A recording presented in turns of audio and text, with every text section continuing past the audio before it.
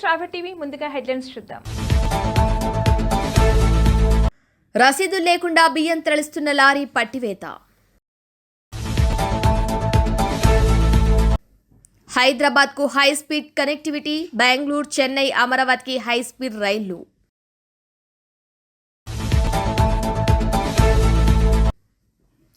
నెలాఖరులో Jubilee Hills bypoll notification అన్ని పార్టీలకు ప్రతిష్టాత్మకం.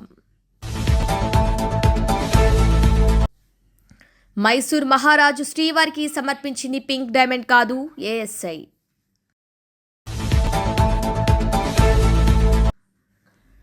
ఈ నెల 15న తెలంగాణ కేబినెట్ భేటీ.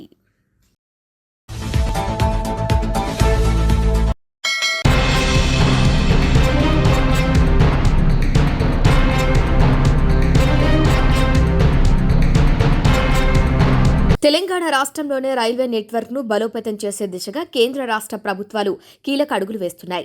రాష్ట్ర రాజధాని హైదరాబాద్ను దేశంలోని ఇతర ప్రధాన నగరాలతో అనుసంధానించే 3 హైస్పీడ్ రైలు మార్గాల ఏర్పాటుకు రంగం సిద్ధమైంది. హైదరాబాద్ నుంచి చెన్నై, బెంగళూరు, అమరావతి నగరాలకు ఈ బుల్లెట్ రైలు కారిడార్లను నిర్మించేందుకు కేంద్రం సుముఖత వ్యక్తం చేసింది.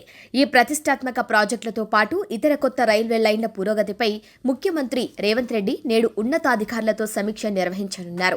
ఈ సమావేశం కోసం రైల్వే ముఖ్య ఇంజనీర్లు సైతం హైదరాబాద్ కు చేరుకున్నట్లు సమాచారం. 2 మార్గాలకు అలైన్మెంట్లు ఖరారయ్యాయి. హైదరాబాద్ చెన్నై, హైదరాబాద్ బెంగళూరు హైస్పీడ్ రైలు మార్గాలకు సంబంధించిన అలైన్మెంట్లను అధికారులు ఇప్పటికే ఖరారు చేశారు. హైదరాబాద్ చెన్నై మార్గం కాజీపేట మీదుగా కాకుండా నార్కట్పల్లి, సూర్యాపేట, కోదాడ మీదుగా వెళ్లనుందని తెలిపింది. ఇక ఈ మార్గంలో తెలంగాణ పరిధిలో దాదాపు 6 నుంచి 7 స్టేషన్లుండే అవకాశం ఉంది. ఇక హైదరాబాద్ బెంగళూరు హైస్పీడ్ మార్గాన్ని ప్రతిపాదికన నాగ్పూర్, హైదరాబాద్, బెంగళూరు గ్రీన్ఫీల్డ్ ఎక్స్ప్రెస్ వేకు సమాంతరంగా నిర్మించనున్నారు. దీనికి సంబంధించి 3 రకాల అలైన్మెంట్లను సిద్ధం చేయగా రాష్ట్రంలో 4 నుంచి 5 స్టేషన్లు ఏర్పాటు కావచ్చని అంచనా వేస్తున్నారు. అమరావతి మార్గంపై కసరత్తులు కొనసాగుతున్నాయి. మరోవైపు హైదరాబాద్ అమరావతి గ్రీన్ఫీల్డ్ ఎక్స్ప్రెస్ వేకు సమాంతరంగానే హైస్పీడ్ రైలు మార్గాన్ని కూడా నిర్మించాలని తెలంగాణ ప్రభుత్వం కేంద్రాన్ని కోరింది. దీనిపై ప్రస్తుతం చర్చలు జరుగుతున్నాయి. వీటితో పాటు రీజనల్ రింగ్ రోడ్ పక్కనే రీజనల్ రింగ్ రైలు మార్గాన్ని నిర్మించాలని నిర్ణయించారు. ఇందుకు ఆర్ఆర్ఆర్ పొడవునా 45 మీటర్ల వెడల్పుతో భూమి అవసరమని రైల్వే అధికారులు రాష్ట్ర ప్రభుత్వానికి ప్రతిపాదించినట్టు తెలిసింది. నేటి సమీక్షలో ఈ అంశాలతో పాటు వికారాబాద్, కృష్ణా, డోర్నకల్, గద్వాల, కల్వకుర్తి, మాచర్ల వంటి కొత్త రైల్వే లైన్లపైన సీఎం రేవంత్ రెడ్డి చర్చించనున్నట్లు సమాచారం.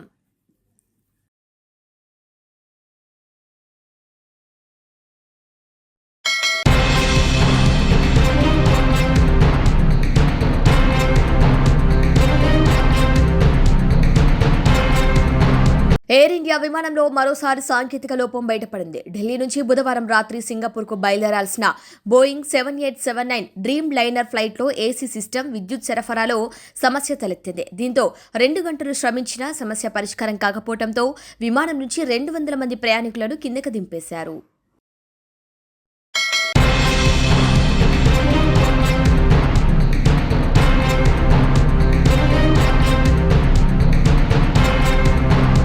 తిరుమల శ్రీవారికి 1945లో మైసూరు మహారాజు జయచామర రాజేంద్ర వడియార్ సమర్పించింది పింక్ డైమండ్ కాదని ఆర్కియాలజికల్ సర్వే ఆఫ్ ఇండియా స్పష్టం చేసింది. ఆలయంలోని పింక్ డైమండ్ మాయమైందని 2018లో ప్రధాన అర్చకుడు రమణ దీక్షితులు ఆరోపణలు చేయడంతో దీనిపై ఏఎస్ఐ అధ్యయనం చేసింది. తాము సేకరించిన సమాచారం ప్రకారం అది హారమని, అందులో కెంపులు, రత్నాలు మాత్రమే ఉన్నాయని ఏఎస్ఐ డైరెక్టర్ వెల్లడించారు.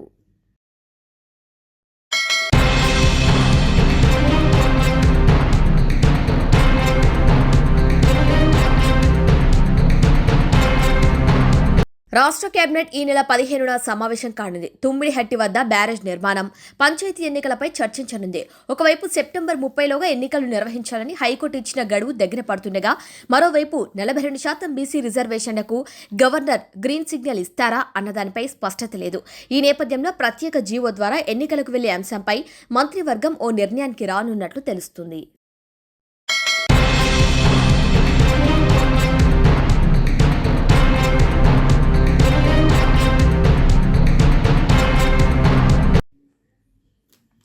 జూబ్లీహిల్స్ ఉప ఎన్నికల నేపథ్యంలో ప్రధాన పార్టీల నుంచి ఆశావాహుల సంఖ్య పెరుగుతోంది. కాంగ్రెస్ టికెట్ కోసం తీవ్ర పోటీ నెలకొంది. బీఆర్ఎస్ నుంచి మాగంటి సునీతకే టికెట్ ఇస్తారని తెలుస్తోంది. ఇక బీజేపీ నుంచి లంకల దీపక్ రెడ్డి ఇతరుల పేర్లను పరిశీలిస్తున్నట్లు టాక్ నడుస్తోంది. జూబ్లీహిల్స్ లో గెలిస్తే మంత్రి పదవి ఖాయమంటూ కొందరు అధికార పార్టీ నేతలు ప్రచారం చేస్తూ ఆశల పల్లకిలో విహరించడం గమనార్హం.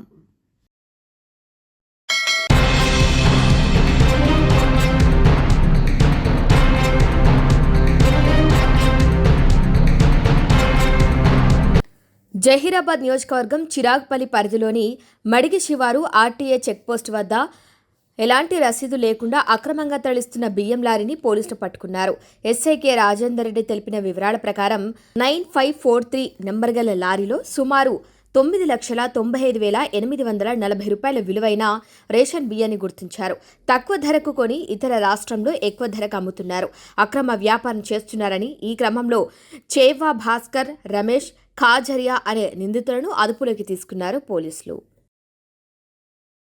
అంటే ఇందిరమ్మ ప్రభుత్వం, ఇందిరమ్మ పాలన వస్తే ప్రజలకు చెప్పినటువంటి ప్రతి అంశం పట్ల ప్రజా సమస్యల పరిష్కారం కోసం కృషి చేస్తామని చెప్పడం జరిగింది, అమలు చేస్తామని చెప్పడం జరిగింది. అందులో భాగంగానే ఈనాడు కేవలం సెక్రటేరియట్కే పరిమితం కాకుండా మా నియోజకవర్గాలుగా పరిమితం కాకుండా ప్రజలు అటు ప్రజాభవన్లో ఎవరొచ్చినా, రాష్ట్రం నలుమూల నుంచి ఎవరొచ్చినా వాళ్ళకి విజ్ఞాపనలు స్వీకరించేటట్టు ఏర్పాటు చేస్తాం. అట్లాగే కాంగ్రెస్ పార్టీ పరంగా రాష్ట్రంలో ఉన్న వాళ్ళు ఎవరు గాంధీ భవన్కి వచ్చినా వాళ్ళ యొక్క విజ్ఞాపనల్ని, వినతులు స్వీకరించి వాటి పరిష్కారం కోసం సంబంధిత అధికారులతోటి, అంటే గ్రామ స్థాయి అధికారి నుంచి రాష్ట్ర స్థాయి అధికారి దాకా, గ్రామ సెక్రటరీ నుంచి ప్రిన్సిపల్ సెక్రటరీ దాకా వాళ్ళ సమక్షంలోనే మాట్లాడి వాళ్ళ సమస్యలు పరిష్కారం చేయడం ప్రయత్నం చేస్తూ ఉన్నాం. ఇందులో మెజారిటీగా వచ్చినటువంటి వినతులు నేను గమనించింది 2 ఇక్కడ గాంధీ భవన్లో ప్రజల యొక్క విజ్ఞాపన. ఒకటి, ఇల్లు కావాలి, ఇందిరమ్మ ఇల్లు ఇవ్వండి, డబుల్ బెడ్రూమ్ ఇల్లు ఇవ్వండి అనేటువంటి విజ్ఞాపనలు. రెండవది, భూములకు సంబంధించి ధరణిలో ఇవన్నీ కూడా మేము ఎప్పుడో కొన్నాం, మా పేరు రావడం లేదు, ఎక్స్టెంట్ కరెక్టే లేవు అని రకరకాల వాటికి సంబంధించి. అందుకే ఈ రోజున ఏ జిల్లా నుంచి వచ్చినా, హైదరాబాద్లో ఏ కార్పొరేట్ పరిధికి వచ్చినా సంబంధిత మున్సిపల్ కమిషన్తో మాట్లాడడం జరిగింది, సంబంధిత కలెక్టర్స్తో మాట్లాడడం జరిగింది, సంబంధిత ఆర్డీఓలతో మాట్లాడడం జరిగింది. అట్లాగే రేషన్ కార్డు సంబంధించి కూడా కొన్ని విజ్ఞాపనలు వచ్చినాయి. వాటికి సంబంధించి కూడా ఇటు సంబంధిత అధికారులు అంటే ఎంఆర్ఓ, ఆర్డీఓస్, కలెక్టర్స్తో కూడా మాట్లాడి వాళ్ళు ఇచ్చిన విజ్ఞాపన పత్రాల పైన ఎండార్స్మెంట్ చేయడమే కాకుండా వాళ్లకు ఆ సమస్య మొత్తం డీటెయిల్స్ కూడా పొందుపరిచి లెటర్స్ రాసి వాట్సాప్ ద్వారా పంపించి వాళ్ళ యొక్క సెల్ ఫోన్ నెంబర్ కూడా తీసుకొని మళ్ళీ వాళ్లకు కమ్యూనికేట్ చేసేటువంటి ఏర్పాటు చేస్తూ ఉన్నాం. అంటే వాళ్ళు సంతృప్తి పొందే విధంగా వాళ్ళ సమస్యల పరిష్కారం చేస్తూ ఉన్నాం. వాళ్ళు 100% సాటిస్ఫై అవుతూ ఉన్నారు. అంటే గతంలో ఎప్పుడు కూడా ఇట్లా లేదు అనేటువంటి పరిస్థితి ఈ యొక్క కాంగ్రెస్ ప్రభుత్వంలో చేసే ఏర్పాటు చేస్తూ ఉన్నాం. రెండవది, ఇతర ఒక ల్యాండ్ అక్విజిషన్ కూడా ఇష్యూస్ వచ్చినాయి. 16 గుంటల ల్యాండ్ పోతే 2 ఎకరాల ల్యాండ్ రాసిండని సంబంధిత చీఫ్ ఇంజనీర్తో కూడా వాళ్ళ సమక్షంలోనే మాట్లాడడం జరిగింది. ఇట్లా ప్రతి అంశం పట్ల గ్రామాధికారి నుంచి రాష్ట్ర అధికారి దాకా మాట్లాడి వాళ్ళ సమస్య ప్రయత్నం చేసే కార్యక్రమం చేస్తూ ఉన్నాం.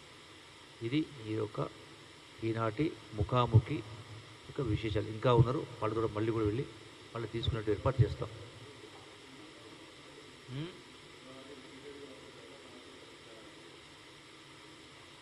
పరిష్కారం సపోజు ధరణికి సంబంధించి ఉంది, వాళ్ళు గతంలో ఇచ్చిండ్రు.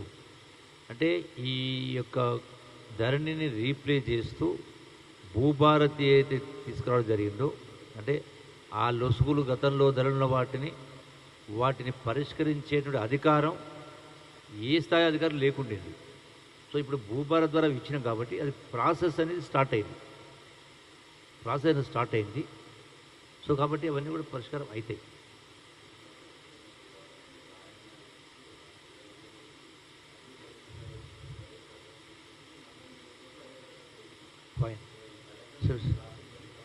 ఫైన్. ఇప్పుడు రెండు అంశాలు. 4,50,000 ఇందిరమ్మ ఇళ్ళు ఇప్పుడు నియోజకవర్గాల వారీగా ఆల్రెడీ మీ సేవ ద్వారా అట్లాగే ప్రజల సమక్షంలోకి వెళ్ళి గ్రామ సభలు పెట్టి అక్కడ తీసుకోవడం జరిగింది. అవన్నీ కూడా ప్రాసెస్ చేసి ఒక్కొక్కటిగా చాలా మటుకు ఇప్పటికే శాంక్షన్ ఇవ్వడం జరిగింది. ఐ థింక్ సబ్జెక్టు కరెక్షన్ 4,50,000లో మెజారిటీకి ఇప్పటికే శాంక్షన్ ఇవ్వడం జరిగింది. ఇంకా కొన్ని ఉన్నాయి. ఇవి కాకుండా డిమాండ్ అనేది ఇప్పుడు 22,000 కోట్ల రూపాయలతో సుమారుగా 4,50,000 మంజూరు చేసినాం. ఇంకా 4 లక్షలు కావాలో 10 లక్షలు కావాలో ఆ డిమాండ్ ఉంది. మీరు అడిగిన దానిలో 10 లక్షలకి ఈరోజు మేము ఇవ్వలేం కదా. ఎందుకు ఈ పరిస్థితి వచ్చింది? గత ప్రభుత్వము ఊరించింది, నోరూరించింది, ఆశలు కల్పించింది. మీకు గతంలో ఇందిరమిల్లు అంటే పిట్టగూడలు లెక్క ఉన్నాయి. మీకు డబుల్ బెడ్రూమ్ కట్టిస్తారు, 2 రూములు, ఒక హాలు, ఒక కిచెన్, ఒక టాయిలెట్, రకరకాలు చేస్తాం. అంతకుముందు వీళ్ళు బర్రెనాడ కట్టాలి, అల్లుడాడ పడుకోవాలి, బిడ్డాడ పడుకోవాలని చెప్పడం జరిగింది. అంటే గడిచిన 10 సంవత్సరాలు ఇవ్వని కారణంగా ఇవన్నీ పేరుకుపోయినాయి. అంతకుముందు కాంగ్రెస్ ప్రభుత్వంలో ఇవ్వడం జరిగింది, జనాభా పెరిగింది.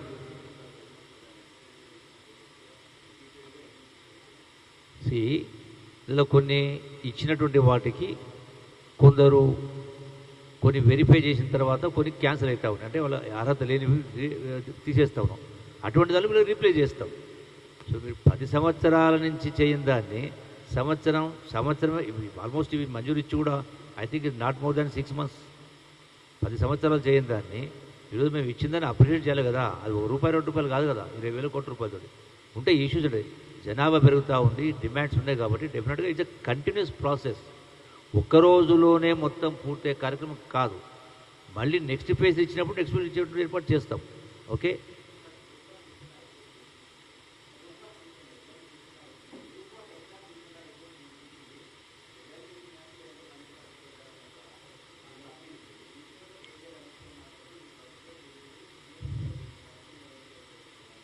కోర్టు ఆర్డర్ను ఏదైతే కోర్టు ఆర్డర్ ఇచ్చిందో వాటిని కోర్టు ఆర్డర్కి అనుగుణంగా రీవాల్యుయేషనా రీవెరిఫికేషనా ప్రాసెస్ అనేది చేసే కార్యక్రమం చేయడం జరుగుతుంది.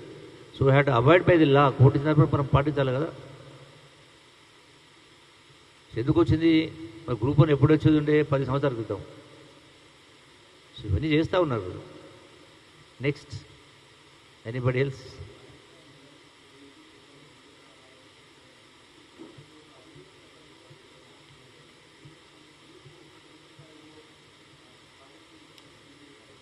అది కూలిపోయింది కాబట్టి, అది టోటల్గా కుంగిపోయింది కాబట్టి దానిపైన వాళ్ళు మేము గొప్పగా చేసినామందరూ ఉన్నది పోయింది కాబట్టి పంపింగ్ అనేది చేయలేకపోతున్నాం కదా.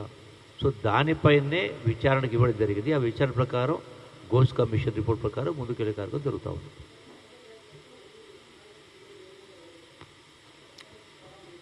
బట్ సోర్స్ అనేది పంపింగ్ సోర్స్ అనేది మేడిగడ్డనే కదా. పంపింగే కానప్పుడు మిగతావన్నీ కూడా నిరుపయోగం అవుతాయి కదా. ఇప్పుడు పంపింగ్ అనేది మేడిగడ్డ కాడ పంపింగ్ కానప్పుడు మేడిగడ్డ అయినా సుందిళ్ళైనా అన్నారమైనా అక్కడ వాటర్ రాదు కదా. మిగతా నెట్వర్క్ ఏదైనా ఉన్నా కూడా అంటే ఈ మేడిగడ్డ నుంచి కాళేశ్వరం నుంచి సోర్స్ వాటర్ తీసుకోకుండా కూడా గోదావరి వాటర్ నుంచి ఏదైతే ఇతర సోర్సెస్ ఉన్నాయో వాటి ద్వారా నీళ్ళు ఇచ్చే కార్యక్రమం చేస్తూ ఉన్నాం. So let us wait. దానికి తొందర ఎందుకు? ఎనీథింగ్ చట్టం ప్రకారం ముందుకెళ్ళే కార్యక్రమం జరుగుతుంది.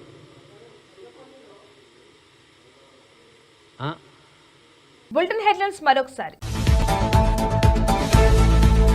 రసీదు లేకుండా బియ్యం తరలిస్తున్న లారీ పట్టివేత. హైదరాబాద్కు high speed connectivity, Bengaluru, Chennai, అమరావతికి హై స్పీడ్ రైళ్లు.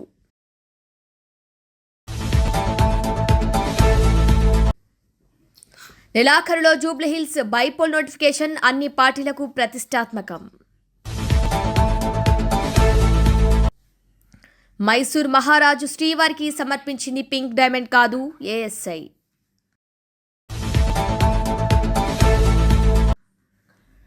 ఈ నెల 15న తెలంగాణ కేబినెట్ భేటీ. ఇవి వాళ్ళ బులెటిన్ అప్డేట్స్. కీప్ వాచింగ్ స్ట్రాబె టీవీ.